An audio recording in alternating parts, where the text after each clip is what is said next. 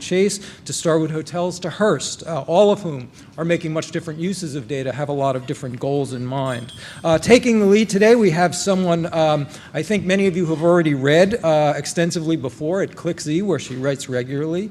Stephanie Miller, she's the VP in Member Relations at the Direct Marketing Association, and she has been on top of the topic of data-driven marketing for a while, as I said, writing about it for ClickZ, also has been instrumental in the recent formation at the Direct Marketing Association of its institute on DDM. Please welcome Stephanie Miller. Thank you, Steve.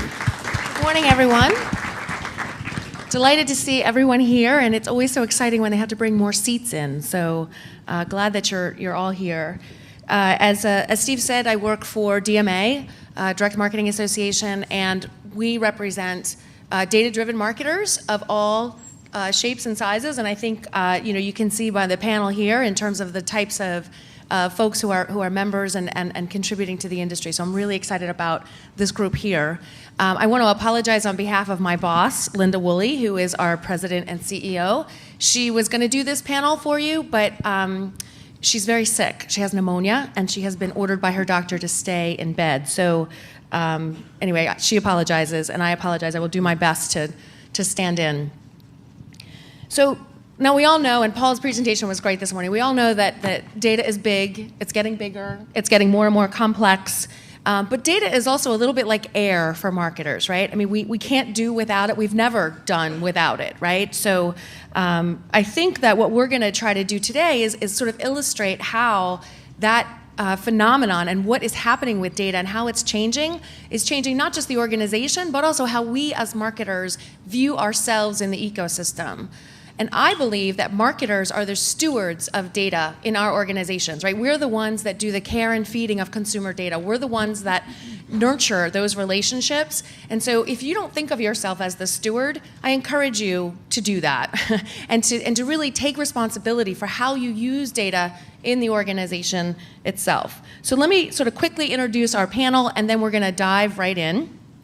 I believe you're going to see their names up too. So right here next to me is Julie Bernard, who is the Group VP for Customer Centricity and for Direct Marketing and Loyalty at Macy's. So thank you, Julie. And then Steve Ireland, who is Executive Director and Head of Advertising Strategy and Platforms for JPMorgan Chase. And next to Steve is Grazia Uchoa. Did I say that correctly? Thank you. She's Director of Global Digital Marketing for Starwood Hotels and Resorts.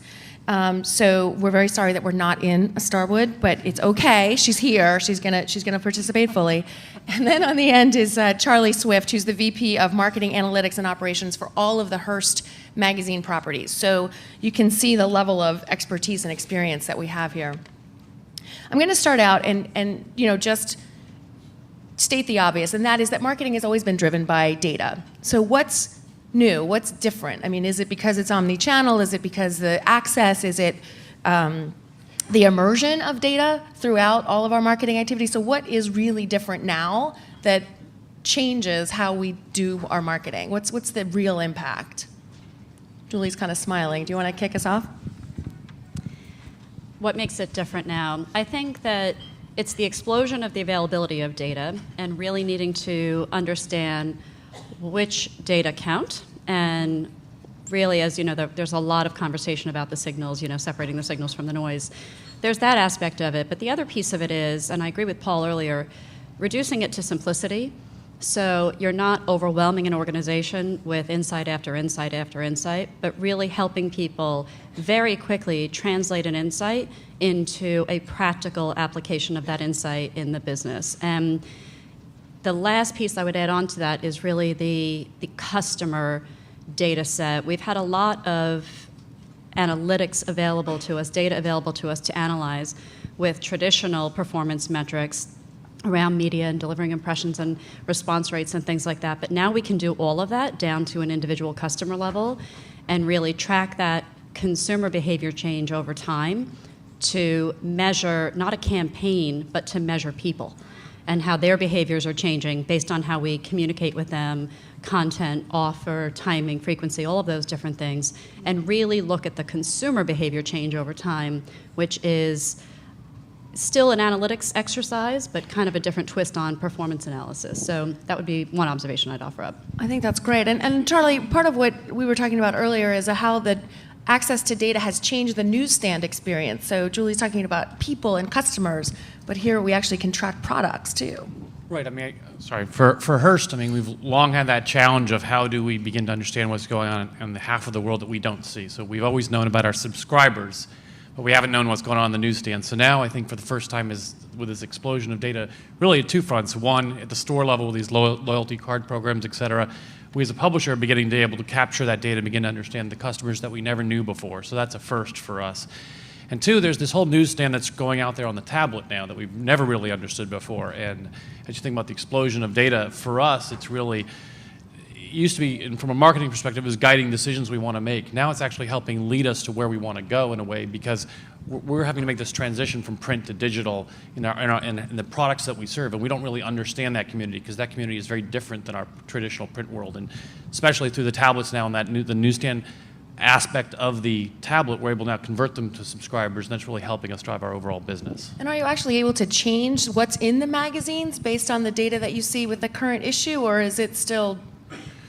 So most of if you separate, for us, there's this confusion of what is digital, and there's still the web out there, and then there's these digital tablet magazines. For the web, we are changing what we want to present. We can use folks like Xlate, et cetera, to begin to identify and target as the content as needed. The tablets still are not there yet. They're still really a digital representation of our print product. They have digital enhancements, more like video and things like that, but we're not really yet in the place where we can customize the content. Yeah. And Grazia, just to build on that, so what has surprised you about the increased availability of data? So, I think we can all assume and probably have seen in results increased personalization and customization of the messaging around marketing of the product that we deliver. That helps, right? That helps engage our customers. But have you found anything to be surprising or something that you didn't expect with this infusion of data? I don't know that it was an expectation. I'll give a very specific example of our use of data over the course of the last year and what we found surprising. I'd like to build off of something that she said earlier. And, the way I think about it, I think that, information that is converted to knowledge is valuable. Knowledge that is actionable is more valuable. Action that then results in a material change is critical. And so we can get very excited as marketers with all the innovation that's available. And I can grab that data and I can hit them on this network, and then I'm going to get this result, I think. And that's the lead-in, which is that we built some custom models over the course of last year. Our best guests, our best customers in leisure, and our best customers in business. And we went out to the networks to go and find these best customers, and the increase in cost didn't outweigh the increase in conversion, or the increase in conversion did not outweigh the increase in cost. So we had lower efficiency. Lower efficiency than we would have gotten had we just partnered with a third-party data provider who has data and algorithms and deals with the ad networks, et cetera. They can do the work for us. Why have us go through that? And so we kept, iterating off of the model and trying to work with different publishers. And the more targeted we got, the more costly it was, and we didn't see the increase in conversion. So we go back to my thinking, very simplistic thinking about information that must become actionable, that then must deliver a result, and pretty clearly in the near term. And I think we as marketers can also, we get excited about our ideas, and so we extend the view of the KPIs, right? So you go from these traditional KPIs that you were using, then you start to extend them, which is all very good from a marketing perspective. But you have to discipline yourself to not try to go to those, what I would call peripheral KPIs that maybe prove that it's working on some level, but it has got to deliver revenue near term. I mean, at least in our business. I mean, we're there to put heads in beds, at least my group is, right? I'm responsible for customer acquisition through paid media channels globally. And those are my benchmarks, and I can run up the funnel and try to prove brand type of goals all day, but those goals eventually must trickle back down. Yeah, and it's like not being distracted by the bright, shiny object. Yeah. That's hard. It's really hard because they are bright and shiny, and that's interesting, right? And there's a lot of costs to do all these sexy things. Right. There's systems, there's processes, there's people, and you need to be aware of that when you move down a path to really leverage your data. And I think you need, as a disciplined marketer, you need to be very thoughtful about the cost structure along the way. Yeah, and I always say there's nothing sexier in business than revenue. So, you know what I mean? So, you kind of can always measure it that way. So, Steve, now you have on the retail side, like 60 different banking products? So you must have a tremendous amount of data that you're using. And so how do you avoid getting into all that? How do you decide what's important? How do you decide what's minutia and what's valuable? So, sorry. For us, I think it's been very interesting. And I was thinking back to this morning.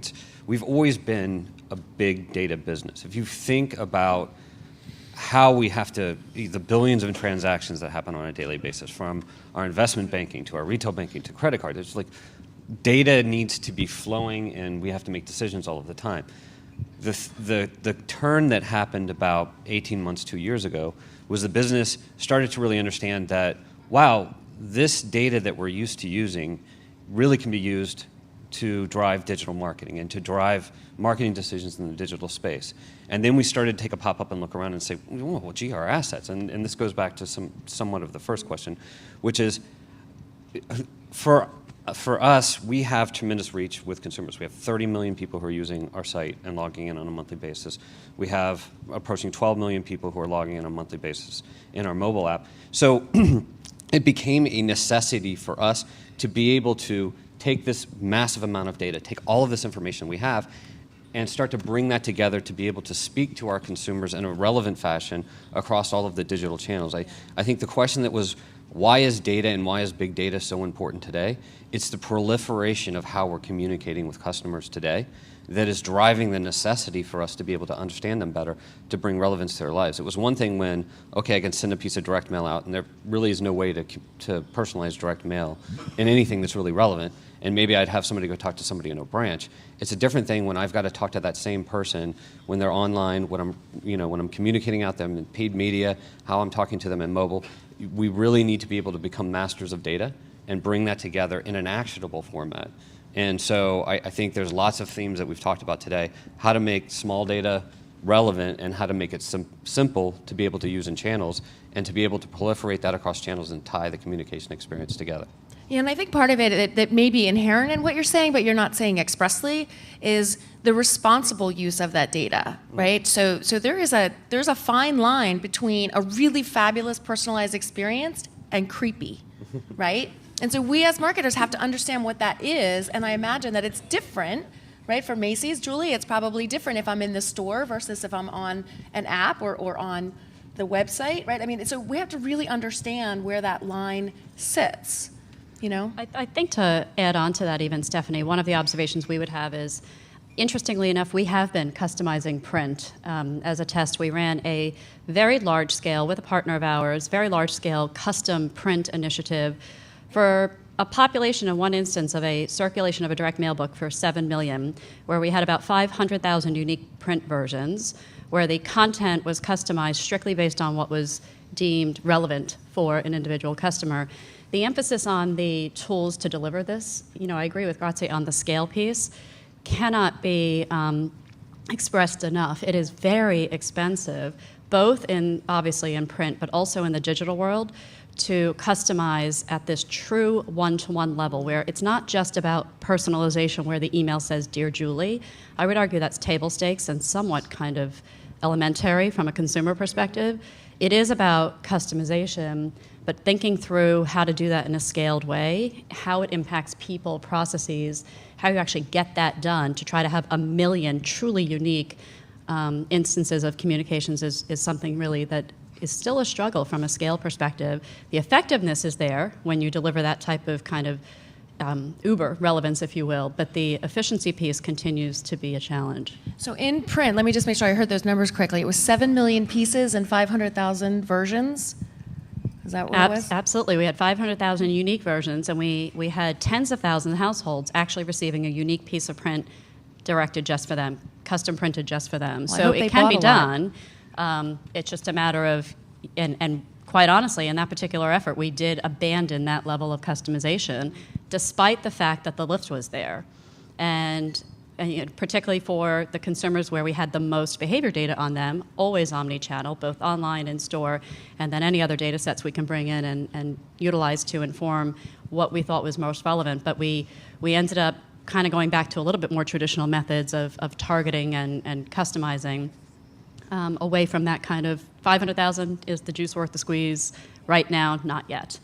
So it's one of those things. The other thing I want to add about customization, though, is caution around, particularly in our industry, because we're the fashion industry, being so relevant you become boring. Where we've had some tests where we've received consumer feedback, right? It doesn't go away altogether, so you do certain things where you're testing, you want to get the why. So you go back into traditional qual and quant methodologies to really understand and better interpret the results that you're seeing and that you're able to measure. And really a caution around so perfectly customized that in our case, they're looking for inspiration, that we lose that inspiration piece for fashion, that it's, God, you're only ever showing me apparel and handbags. Maybe I want to buy something for my husband once in a while, but I just didn't need to see it every week. So really, really fine-tuning that balance between extreme customization and still bringing that sense of discovery to the consumer, bringing that sense of just enjoyment in those experiences that potentially, if you're so data-driven, you can lose a little bit of that equity. Yeah, and I think that comes back to a little bit in the art and science of marketing, right? And the role of the editor is so important in all of our functions, right? It's like, the job of the editor is to tell us what we didn't know we wanted to know, right? And so that's really the power. And I think, I'm sure Hearst has opinions on that. You just described our daily debate. I mean, ultimately, there's always the challenge of you can use data, but data only tells you it reflects what happened, and can you project going forward? We're trying to create the new projection. And so we always have to remind ourselves that, yes, data helps you make more efficient decisions, but the big decision is still an emotional one. And so we have to remind ourselves that content still is king, and we have to set the path a little bit. Again, we're using data is to reflect quickly. What's really the change for us now is how can we bring that information back quickly to know, are we creating that emotional response that we want? I mean, that's really what's most important to us. But don't let the data sort of forget what our brands are all about, because otherwise, in many ways, we have got three competing forces, if you will: the editor, the publisher, and the consumer. And all three have different agendas in every magazine that we produce. And so we've got to use the data to combine all three of those and achieve all three goals. Yeah, we had this debate yesterday at DMA with some members, and it's about this idea of brand becoming extinct, this concept of brand becoming extinct in a world that is so data-driven, right? And so here Julie can send me a Macy's catalog in the mail that is customized exactly for me, right? And so, because that is so relevant, does it matter? Does the brand matter? I think we're all marketers, right? So I think we would say that it does.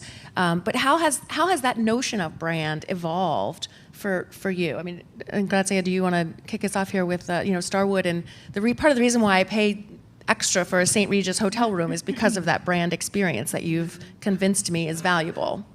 Yeah, we're the largest international luxury collection of hotels, we absolutely are betting on brand, for sure. So I'm not sure of its context in the framework of necessarily data, other than in our organization, we have a massive effort called Global Personalization at Starwood. It's coming from the president down, and it is really how do we organize the org to deliver a one-to-one or as close to a one-to-one type of experience, and the brand experience, or that the experience. And so you have to think about, right, and maybe I'm overstepping here, but Macy's sells the inventory. They're not necessarily responsible for, did Tory Burch deliver on what she said she was going to, and I feel great when I'm in it once I purchased it from Macy's, right?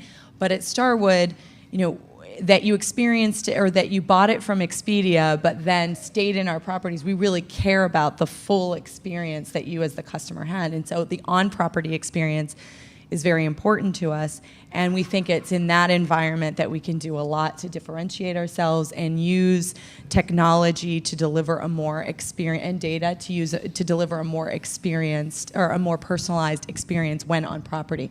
So SMS messaging, as an example, which has its own privacy and logistics of how you can engage with the customer. But that one's very easy to overcome. It's you go at check-in and you ask them, would you like to receive text messages about programming or specials that are happening on property? And they say yes or they say no, and then you go from there. But we can use that type of technology, right, and type of relationship with the customer where they've agreed to get that information and start building a profile. And when you're SPG, right, we treat different members differently, clearly. And I think that's the beauty of loyalty programs and the ability to understand a lot about our customers. We're going to treat a platinum very different than we're going to treat a gold. And that whole creepy factor that you talked about earlier, creepy is a very objective sense, right? And the more relationship you have with the customer, the more leeway you have to be personal with them and them not feel like you've invaded them. So I think we have we have a sliding scale of how much we do. That's not just, it's primarily return driven, but I think it feeds into we don't want to invade someone who's just doesn't really have that much of a relationship with us. It's not appropriate. Yeah, so the content strategy becomes just as important as the data strategy, it sounds like, right? So I think the data can be used to inform the brand from a positioning perspective. It's back to the fact that we're talking about big data. There are so many data sets available to us. It's just a matter of understanding which data can be employed and leveraged to inform different things that you're trying to solve for in your business. So from a brand perspective, it may be a different analytics set that you're looking at and a different analytics exercise that you're taking on to inform what experiences should I be delivering, and how can I go after, scraping social data and merging it with CRM environments and whatnot to really understand those experiences that the consumer is expecting, and then use that to inform how we position our brand and how we deliver experiences in store, online, in the digital landscape. I think, as far as you're looking at the brand, I mean, the brand has to live on its own, and it has to be something that everybody's looking to. It's North Star. But the promise of data is to allow you to fulfill that brand experience better. And I think that's as we're looking at it is how do you use this data if you know what your brand promise is and you know what you're trying to deliver to your customers? How do you use the data to do that better? I mean, creep factor. I think everybody knows that it's the third rail. You can't cross the line where you're acting on information that you may have that somebody's not going to want you to use. But that doesn't mean that people don't want to make sure that if they're an important customer to you, that every time they touch you, you're reminding them that they're an important customer to you. You don't need to say, hey, I know you're gambling every other weekend, but you can say, you're really valuable to us. I think there's. I think it's the balance, and it's the mindset that everybody walks into, but it's the promise to fulfill the brand and give you additional tools to do that. yeah, and I mean, as a financial services institution and a bank, right? I mean, you have perhaps a trust factor to the brand that, I mean, every brand has a trust factor, but I mean, particularly when it comes to people's money, Yes. right? So If we don't keep our trust, then we don't have customers. So Exactly. I think that's and it's hyper awareness across everywhere in our firm that we have to keep that promise and we have to keep the trust with the consumer. Now, how do you make sure that you're treating the consumer as well as you possibly can, given their relationship with you? yeah, well, I love all these examples, and I know we're going to talk throughout the day about how marketers are using data and all that stuff. So I want to take a step back and really think about how the role of marketing leadership, the role of the CMO and the leaders in the marketing department, how has that changed as part of the big data phenomenon, right? So Charlie, you were telling us about some of this stuff around efficiency. And so I assume that that's partly driven by the data that you have available to make the whole department more functional and more focused.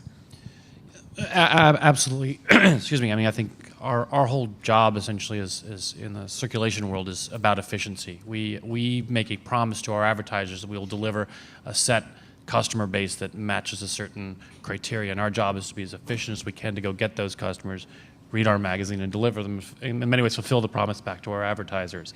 And so for the role of the marketer now, how it's changing, is before it was much more of a sale, convincing the advertiser of here's what we have to offer. Now it's this conversation is completely flipped, where the advertiser, and Paul even talked about it in his conversation, is coming to us saying, here's what I want. And our biggest challenge now actually is that we've got hundreds, if not thousands, of advertisers with all slightly different needs. And so we're having to figure out how to listen to them very carefully and how to make those prioritization decisions to use our data to help address as many of the advertisers as we can in as efficient way as possible. So instead of a push method, it's much more of a listen and react to everything, and it's just the complexity has gone up immensely over the time, and especially the last 3 or 4 years, as to how we want to address that. Yeah, and there's where that editorial versus behavioral question comes in, right? So should I send Julie everything that she looks at continually because that's what the advertisers want, or should I try to tempt her to explore other types, right? So that's where some of that comes in as well. Right, and also for us, our revenue streams are changing too. So while our model had been 80-20 advertising split, we're trying to push much more toward a 50-50 mix. So the other big challenge for us is how do we begin to change the conversation with our customers, where before it was, here's a magazine, please read it. Now it's here's a magazine, please read it, but there's all these other things that we want to offer them to help engage them. Again, because we're trying to shift that revenue balance to be more 50-50. So that we can have overall stabilize our overall business and make sure that we have a future for the overall. 50-50 is subscriber circulation and advertising. Is that what you mean? Yeah, exactly. Yeah. So half of our revenue come from the advertisers, half come from the consumers themselves. That's good to know for all of us, right? Julie, how has the marketing organization changed? I think there are certain elements of the marketing organization that have never changed, that have just become more important in terms of marketing being the advocate of the consumer. It has just been a strengthened position within the organization. I would say from a marketing associate perspective, though, there is an emphasis on deep analytics and people who really know how to tell a story and not just be talking about data.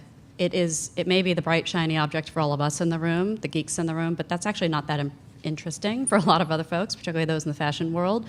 So how can I synthesize that data into a story that really gets people energized? So there's a whole storytelling aspect and analytics, a deep thinking piece that's really important. I also think we've evolved into to become people that are really expert in technology, as to really partner with our technology teams and the partners that we have, and really be able to perhaps not code and develop, but to kind of almost play one on TV type of a scenario where I need to be good enough to articulate the requirements and the needs that we have so that the technology partners we have can deliver against those needs and do so quickly, because we have that clarity of communication between us. And lastly, I would say that we have an emphasized need to be really protecting that data and have a command of what's happening in the legislative and regulatory environment around the responsible use of that data. So more than ever, I think our responsibility has gone from kind of this, let's put out the great brand TV spot in this kind of Mad Men type of world, to really having very specific hardcore business responsibilities to our organizations to not only protect the consumer, but then also to protect our organizations when we responsibly use that data, and to ensure that we are knowledgeable of and influencing the direction of what's happening in Washington, D.C. Yeah, so the Harvard Business Review did a story in the last couple months about the coolest job, right, of 2013. Did you see this? As the data scientist. So do we have any data scientists in the room? What? One right up front. Come up and shake his hand later. He's got the coolest job of 2013. Yeah, the job is so cool, right? So, Charlie, your job is kind of new, right? I mean, I think, 3 years ago, probably a job in analytics in the marketing department wouldn't have existed. Yeah. True. Actually, by the way, I did grab that article and throw it on my desk at home in front of my wife and say, see, I finally... How cool you are. How cool. I finally am there after all these years. No, if you think about it, for Hearst, 4 years ago, the sort of the analytics department was essentially a back office function down in Charlotte, North Carolina. And we've transformed that, brought it up to New York. I actually got a job out of all this. And really made analytics and made this data part of the discussion with all of our people. Again, the question is, how can we help? And before, I think, data was sort of an afterthought in many ways. We were still a very creative-driven organization. So as advanced as everybody else in the panel here, for Hearst, data is still very young and very new for us. There's this, and I guess the transformation of us is the acceptance of data finally. And then so for the role is now, there's an expectation of everybody having an understanding of data. And in many ways, our role right now is to make sure that we teach and educate people how to use data, how to understand it, where before they weren't even asking questions. I remember when I first got there, one editor walked up to me, I think I'd been there a week, and said, okay, who are you and what do you do and how are you going to help me? And I didn't really necessarily have an answer to that. Now, I think they understand it and I can help have that dialogue with them, and the conversations are getting much more fruitful. And as a result, I think the entire organization is benefiting from that, and we're having to teach everybody how to become analysts. So you talked a little bit about it, and that's what we're trying to make that transformation right now. Yeah, so new roles are around analytics and the data scientist and creating those insights, right, where I think, lots of people in the organization find themselves with the opportunity to generate insights out of the data. So how about like privacy and things like that? Is that a new role in the marketing department, or are we still sort of outsourcing that to legal? I would say at Macy's, we have a chief privacy officer, even separate from legal, as an independent role, and it doesn't even report into marketing, so that it really can be a role that is kind of neutral across the organization. But I would say I spend a lot of quality time with that individual and the attorneys that we have assigned to privacy and my technology counterpart. I mean, if you have kind of an inner circle of some of the folks, we obviously all have our digital marketing partners at the table, the marketing strategy folks at the table, and those are the usual suspects. But I would say that the privacy, legal, and technology teams have definitely increased their, their position at that same table. Steve, do you want to add to that? Yeah, for our part, I think marketing has a person who's sitting at the table. It's also legal, risk, compliance. Yep. I mean, it's an army of folks that we have that are meeting on a weekly basis. I mean, weekly meetings to drive what our agenda is going to be and how we're going to respond and how we're working with Washington to make sure that we're ahead of where we need to be in this space. So it's sorry, it's a hyper focus for us, and something that I think there's a little paranoia inside, because we want to make sure that we're acting ahead of where regulation is going to be, and that we're in good faith and treating the data the way that our consumers would expect. So it's something that we're watching very carefully and working on diligently. And it's just so different around the world. Like if you sit in a global role, it's the Wild West in Asia. I mean, they could care less about those. Except in China. Well, they yeah, care. except for China. That's right. And then you have Europe, which of course is so concerned about it. And then we're somewhere in the middle, leaning more towards Europe. So our ability to be knowledgeable requires us to bring people from around the world to engage in that conversation. Right. But we also have a chief privacy officer. That person isn't a lead attorney in the organization. Does sit in the legal department, and due to her role, because she is more of a lawyer than she is necessarily a marketer, watching her have to get up to speed on these very specific marketing tactics has been fascinating, and trying to help her do her job better so that you can then in turn, because you have the ability to Maybe we can do that. How many times I've had to explain what a cookie is to a lawyer? Right. Exactly. No chocolate chips. Exactly. So, DMA is obviously very involved in a lot of this stuff, and there's actually some very real threats going on today against data-driven marketers. So both Congress and the FTC have active inquiries and investigations looking into what they call data brokers, but the way that they define data broker is not the way that we marketers would define, because I think most of us would think of a data broker as somebody like an Axiom or Experian, right? Like somebody who owns the data and then makes that third-party data available. But the way that they are defining that is very broad, and in fact, Macy's or Starwood or JP Morgan would qualify as a data broker under the way that Congress is defining it. So, there's a I think that once we kind of get through, the welcome stages of the new Congress and we get past the fiscal cliff, I think privacy is going to be one of the key issues that gets addressed on the Hill this year and in state organizations. So, there's a new children's privacy law in California. The EU is coming out with some new privacy directives, which make the existing cookie stuff look very simple. So there's a lot of stuff going on there. So I would encourage everyone in the room to kind of get more up to speed on that and become that steward and that advocate internally. So if your new, BFF in the organization is the privacy person who's going to help you understand how to be compliant, associations like DMA can help with that. So, we have some information out front, but there's a website that folks can go to learn more about all of these different threats and what that means. So it's, the-dma.org/DDMI for Data Driven Marketing Institute. So I encourage everyone to check that out. But, Julie, you've mentioned twice now Washington, so maybe you can talk a little bit about how that's affecting your business. Well, one thing I would add to all of this is we all need to retain the right to responsibly use the data that a consumer has consented in many cases to share with us. We recently had a situation where we were not able to communicate with our customers with an opted-in consented email for crazy reasons at Christmas time in retail. So we really have to think about how we can influence the direction from a regulatory perspective and really change this story. And I think we have a responsibility, back to the storytelling aspect of it, to turn it around from this creepy factor that the media has chosen to emphasize in a really negative way and turn it around to a positive for how we deliver value to the consumer. I remove clutter from her life, and I'm only delivering to her the things that count. And I'm contributing to creating these great experiences and the sense of discovery for her. And when I do that for the consumer and she responds and she comes into our store or visits our website and makes a purchase, she drives sales for a very large public company that then contributes to the overall macroeconomic health of our country. So, and we have shareholders, and when I deliver shareholder value, I really contribute to the overall, again, economic health of our country.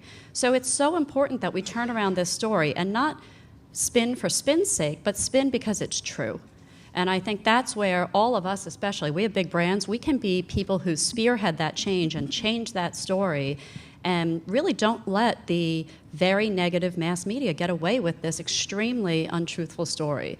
You may have these episodic scenarios where data was inadvertently, I would argue, often misused, but there's generally no malintent as much as we're learning on the job.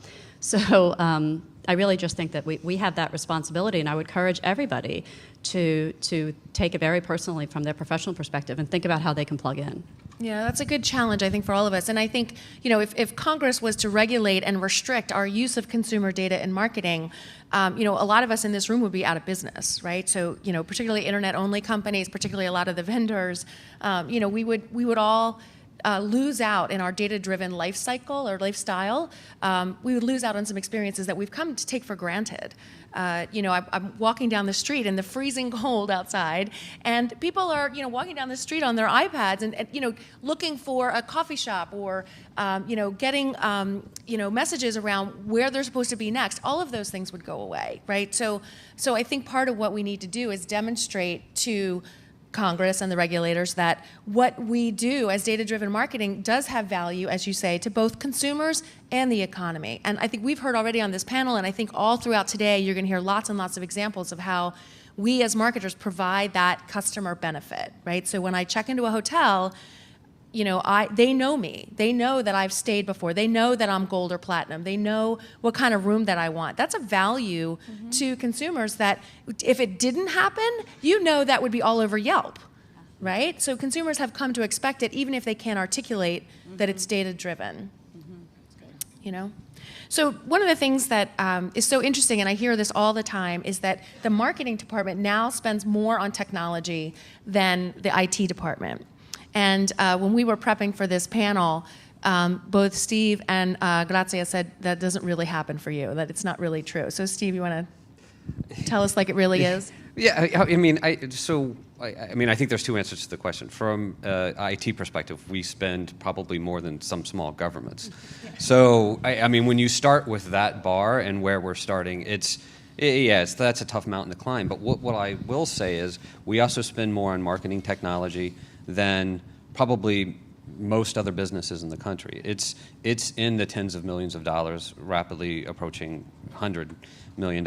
And it's something that, I'll go back to the question earlier where the question of the CMO, how is their language changing?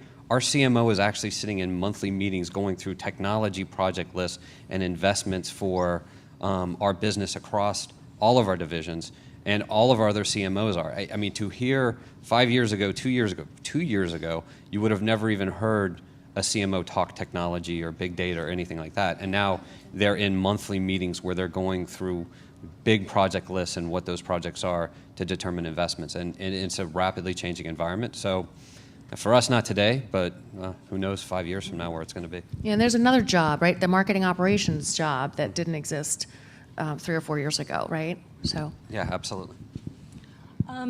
You know, you're going off of the conversation we had on the phone as prep, yeah.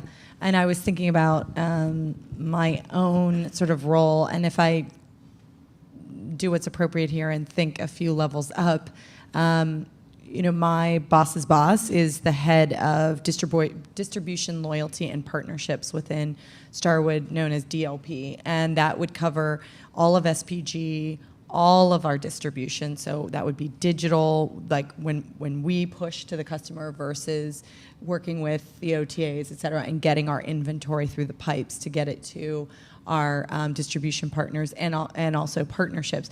If I were to look at his world and evaluate that question, they probably would be comparable or more than what IT is tasked with delivering against in the systems. But it's tough because all of us are very large organizations, but we have 1,200 properties worldwide that we support their technology infrastructure as well and help them negotiate better deals and find inventories or find technologies that might serve centrally that they can latch onto. I mean, so it's very complicated. But I get the point, and I think it's a valuable one, and it's an interesting one for us to be aware of and consider. And another challenge and opportunity, I think, for us as marketers, right, is so that as the marketing department becomes not just the steward of the data, but becomes stewards of all this technology that we're using to make decisions faster, to make more perfect decisions, right? So that elevates the marketing department inside of the organization, and I think that's maybe part of it as well.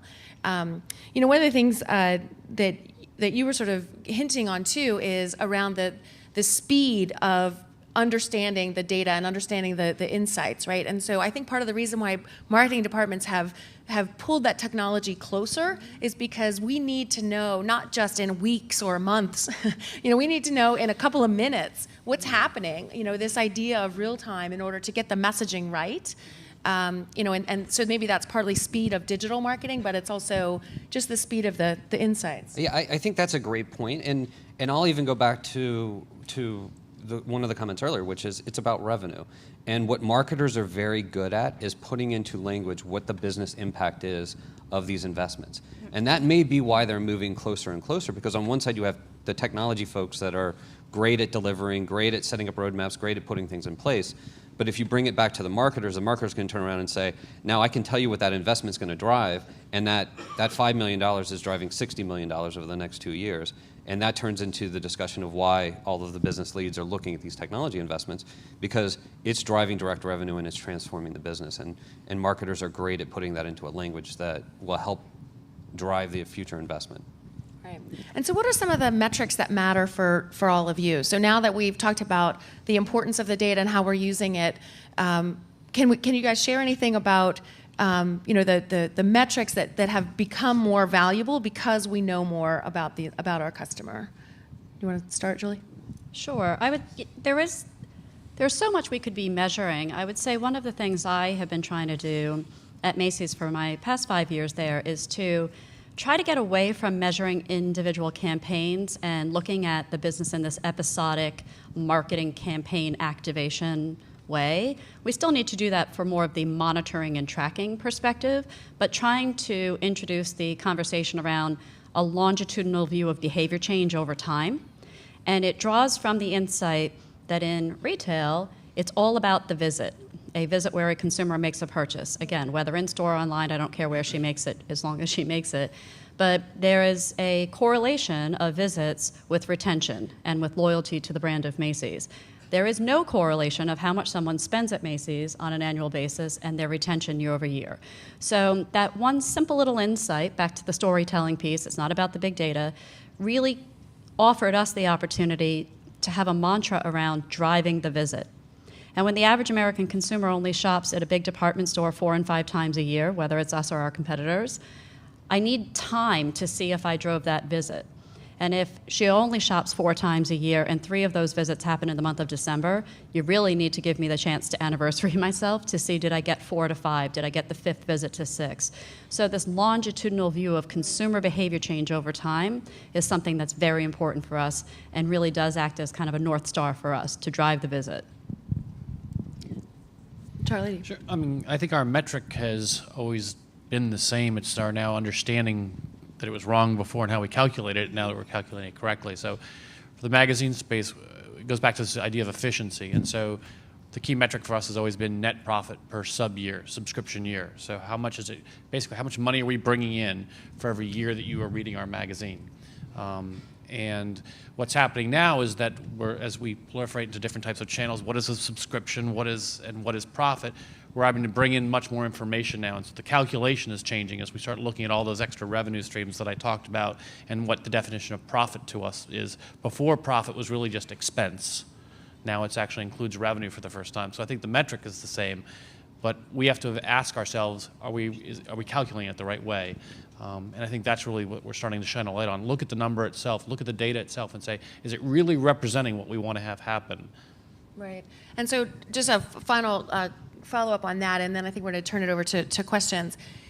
Does the data become more perishable as we use it, or do we keep it? You know, I mean, how do you sort of view the value of data when we think about this idea of trying to get real time? Do you want to answer? Well, sure. I think it goes back to this. It's the timing question. It's not to say that the data is perishable. It's like I'm starting a conversation and I want to know immediately where that conversation is, and I want to engage in that conversation and continue that conversation while the customer is in the moment. And so we're trying to use the information that way. So it's that the moment is perishable more than the data itself is for us. Right. And Steve, also, when you guys are thinking about innovation and thinking about new products and stuff like that, you're using a lot of that data. How far back can you go to drive some of that? I mean, I think it's a case-by-case situation. I think if you're looking at a product that is going to be durable for the consumer, you can generally go back, a few months and pull that together and understand how those consumers are interacting with you to try to tell the story. And I think that's the biggest promise of the data is how do you get to know not the individual better, but the trends of your consumers? Because it gets to the place of what scale are you going to act on, at what level are you going to customize? And it's not all the way down to the minutia. It's somewhere between where it used to be everybody one size fits all and down to that minutia.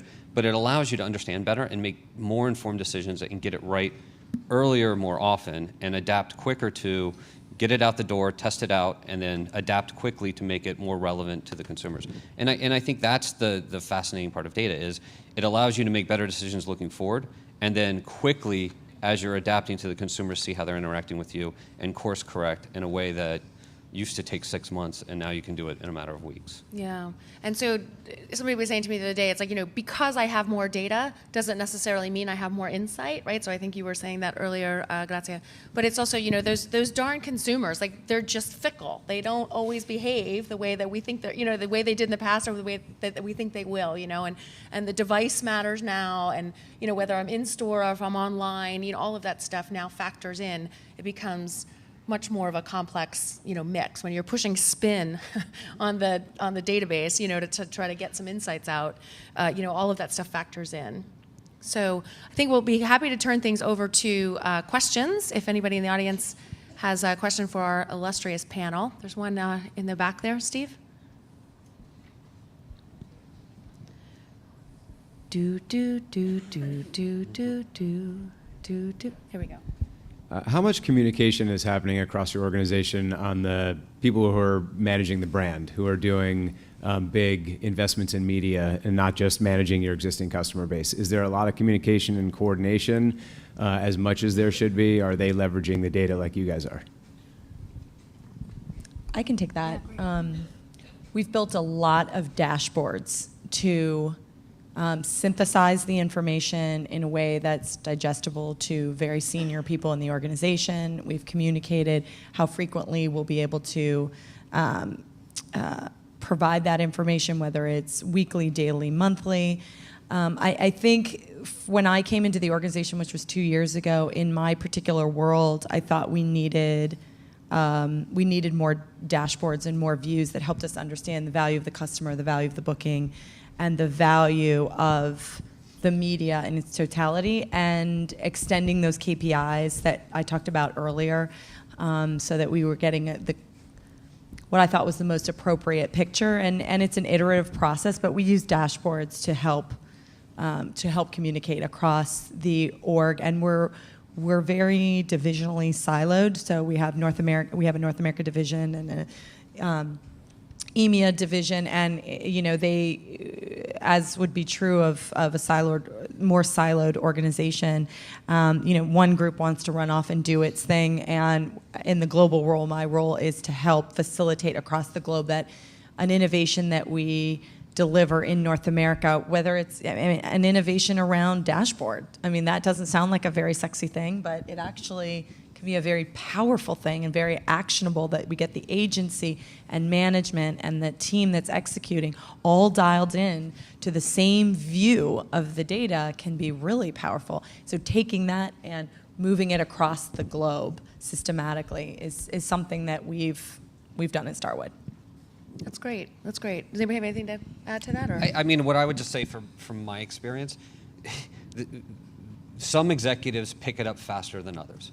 You'll get some business leaders who are brand managers who have their products who will see the need early and understand where the market's going, and they're more savvy.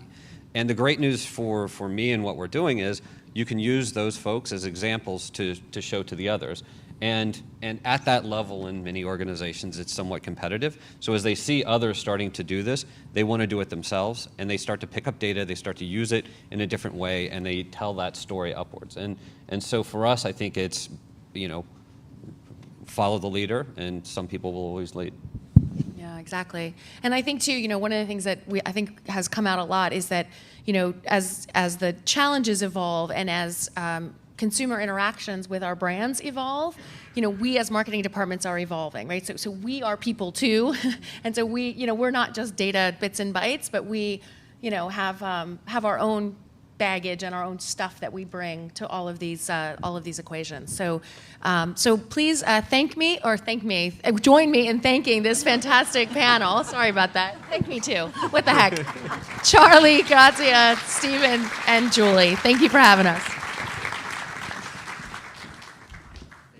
No, thank you. Thanks, guys. And by the way, I do see them. There are still seats up here.